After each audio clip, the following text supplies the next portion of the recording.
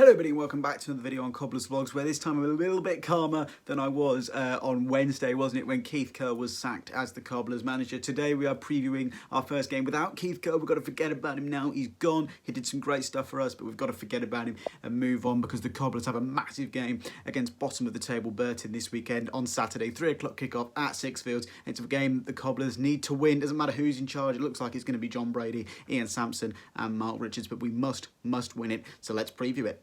Starting the preview as always then with the recent form. We're going to get through this nice and quickly because we've got a really good insight from Burton fan Derek Wainwright in just a few moments time. So we're going to start with the Cobblers. They've played 26, won 6, drawn 6 and lost 14. They have 24 points and are sat 23rd. That's second bottom in League One. Last time out it was that shambolic, wasn't it? 1-0 defeat to Wigan. Hopefully Will be a bit happier in the review this week if he does it. We've got a 0-0 draw versus Accrington Stanley before that. And then before that it was that, again, another shocking performance, a 2-0 defeat to Blackpool. And I remember coming on and wasn't very happy about that.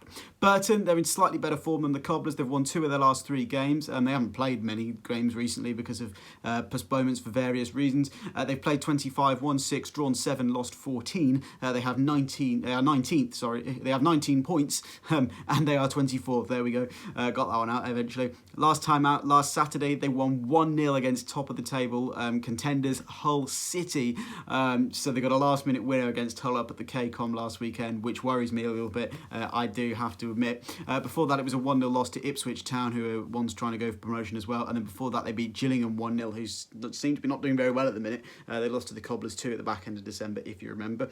The Cobblers, the record doesn't look good for them either. It's only slightly in Burton's favour. They've played 14 games against Burton Albion, won 5, drawn 3, lost 6. Last time they played Burton Albion, it was a 3-1 win. That was back in November 2020. 2 goals from Harry Smith and Chris Lyons. The Cobblers the win. Cobblers haven't lost since Burton. The Cobblers haven't lost against Burton since 2015, but they've only played them twice since 2015 and won both of them, so that's not really a relevant stat, is it? So the form books are slightly in Burton's favour. The table position is in Cobblers' favour, and hopefully we have that kind of new manager or lack of manager bounce on Saturday afternoon. Okay, I don't want to waste too much time on the danger men because we've got really good insight on the danger men from Derek Wainwright. But John Joe O'Toole and Joe Powell are former players that are currently at Burton. Whether John Joe's playing or not, whether he's injured, suspended, I don't know. Joe Powell is playing well at the minute, as Derek is about to tell you. Ryan Broom is another one that I picked out. He was really good for Cheltenham last season in League 2. Looked dangerous in the playoffs, if you remember watching those. He went to Peterborough. He's not really had much game time, so he's gone on loan to Burton Albion for the rest of the season. Kane Hemmings and Lucas Akins up front as well. They're always going to be dangerous, so there'll be some that we have to watch out for. The Cobblers, who knows he's going to start? I feel like John Brady's going to go for youth. I think Caleb Chukwuemeka said he knows him. He says the youth team are like a son to him. So Caleb Chukwuemeka is probably going to get a start. Danny Rose, don't think Ryan Edmondson quite has it in him at the moment, so hopefully he gets dropped. Bryn Morris as well can be good in his day. Peter Kioso. I think we may just go back to basics and go 4-4-2. That wouldn't surprise me. But enough about the Cobblers. Let's get on to talking about Burton. I'm going to hand you over to Derek Wainwright, who is a Burton Albion fan. I'll leave his Twitter and stuff in the description if you want to go and drop him a follow. So Derek, it's over to you, my friend. Hello, Matt, and all Northampton fans. I want to give you an update of what's been happening at Burton since the last time we met back in November, when you gave us pretty much a thrashing 3-1, and we were lucky to get away with that, I believe. This time around could be different, but that's talk about later. Let's first just say what's happened since then. Well, over the Christmas period, I felt that we got 3 games in which Jake Buxton could have saved himself, and we managed to lose all 3. So he left on the last of those 3 games. And in came Jimmy Floyd, who I know was with Northampton for a period of time as well. And he brought in Dino as his assistant. The first game against Oxford, they were not at the helm, and we lost 5-1, I think it was. But since then, they've been signing players on loan and also buying players and shipping other players out as well, and really going through the whole team is a bit of a clean sweep. One of the first signings that came into us was Dylan Barnes, on loan from QPR, another goalkeeper, which was a bit of a surprise because we've already got 2 decent ones.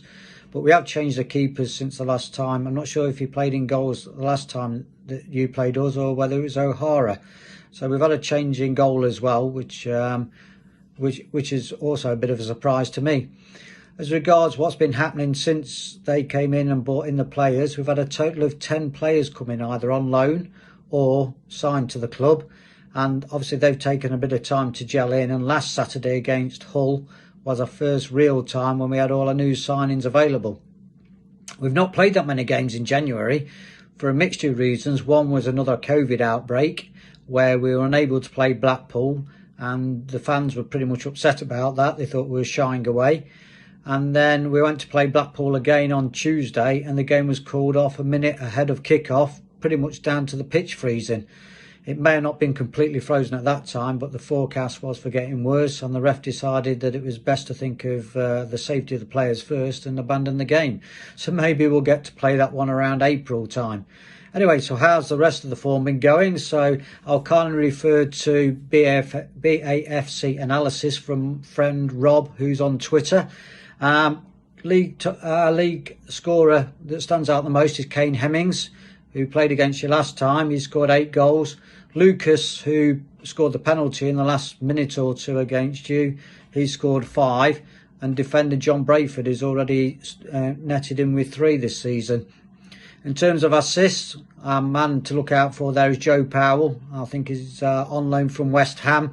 He's my sort of midfield player, kind of number 10 player, and a really attractive footballer. And I do expect him to go on and play in the Premiership at some point. So really, in terms of who's going to give us an attacking option, they're the ones that you would know from before. But in terms of new players coming in, somebody I really like and did score against Hull on Saturday, Johnny Smith on the wing. He's come in from Bristol City in the Championship, and we've actually signed him. So he's only a young lad at 23.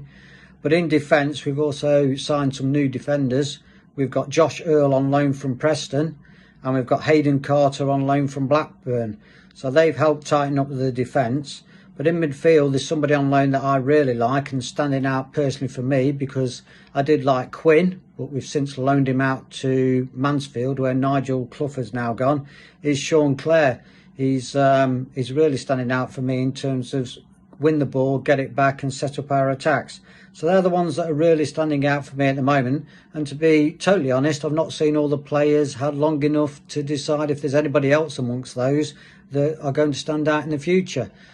In terms of my match prediction, well, Jimmy Floyd does like his 1-0s, or he did when he was at Burton. I can't speak for his time with you down at Northampton. So I'm predicting it will be 1-0 in either way. Of course, there's a bit of bias that I'd expect us to get the win. But it's still early days. We're in that honeymoon period. And, you know, players have still got to settle in. I would hope we can come away with 3 points and close the gap up to yourselves and others as well that are around the bottom of the league. If not, then obviously it's a long way back for us. But I do think we're going to get out of relegation trouble.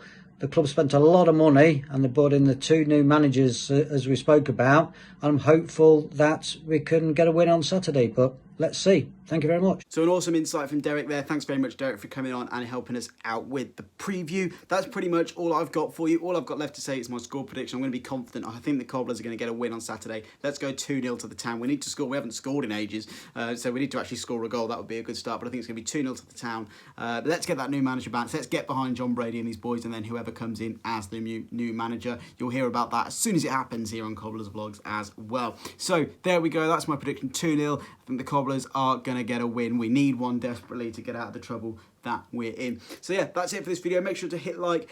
We've had some fantastic new subscribers recently as well, so if you're not subscribed already, please do come and join. We've got a really good community here on the channel, so please do come and join us and hit subscribe. Also, if you want to show us a little bit extra support, you can support us on Patreon as well. All the information you need to support us on Patreon from just as little as £2 a month are in the description. With that said, make sure to hit the like, hit the subscribe button. Thank you very much for watching, and until next time, I'll see you later. Bye bye.